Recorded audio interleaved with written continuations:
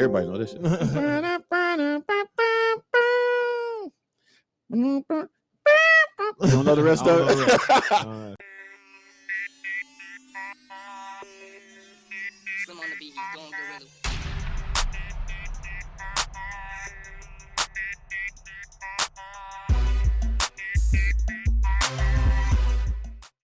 Babies.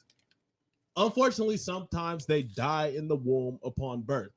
For example, the cord. What's the cord? The umbilical cord. The umbilical cord gets wrapped around their neck and they suffocate. Mm-hmm. But I had the question. It's like, how do they suffocate if they haven't taken a breath of oxygen yet because they're still in the womb? Like, what is there to lose if you're not breathing air to begin with? Hold on.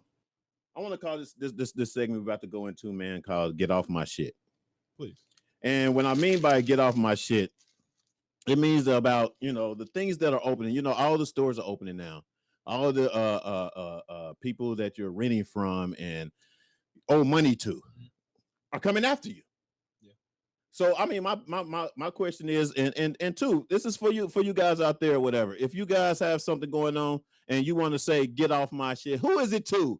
Tap in, let us know, whatever, and just say, I want the landlord to get off my shit. Yeah. Athletes are prioritizing the bag over glory. This means that a player would rather take a big contract on a shitty team rather than join a team that has the potential of actually winning something, a championship, going to the playoffs, doing something well.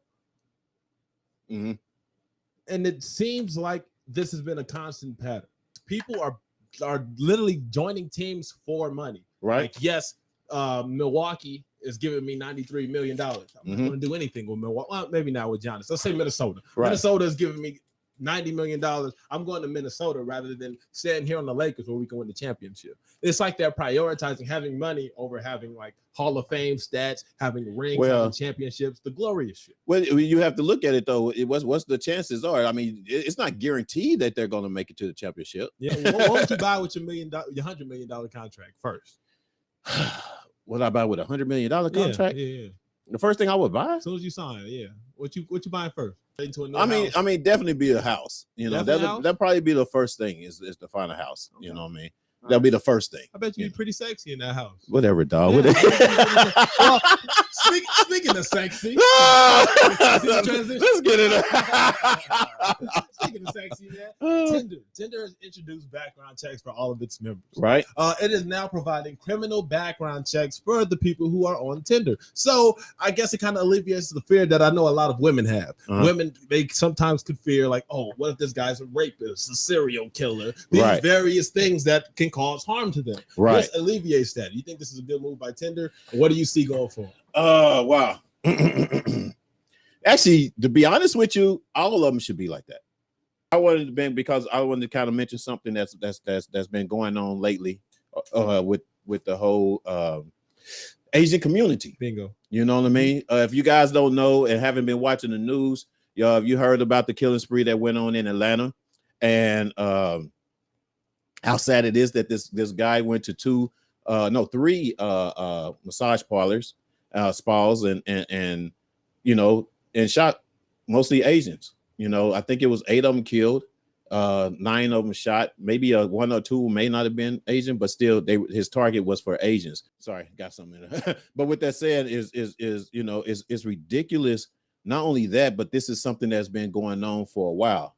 And being that it's been going on for a while, I kind of wanted to bring our man on, our camera guy on here, know what I'm saying? He was willing because he's Asian, and get his viewpoint on what's happening with the Asian communities, because it's a lot that I need to learn that I didn't even know up until when me and him have a discussion today. So we're introducing you to our man right here. Mr. Nigel's in the house. Hey now. Yeah, dog, what's up, man?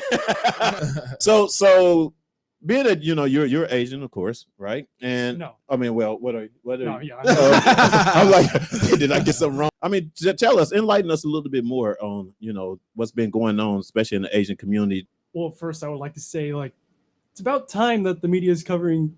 Like, I thought he was gonna say about time. You know what I'm saying? Yeah, about time I got a mic. It's about time y'all gave me the mic. Go ahead. But it's about time that the media is finally covering stuff about Asians. Right. Because every time we try to talk about our problems, it'd Mhm. be the media would say that there's other important issues, and I'd say racial issues, they're all equally as important to talk about. Right. Like you guys' issues, my issues, but they're constantly overshadowed. Right. So I'm glad it's finally happening on terrible circumstances. Right. Move it.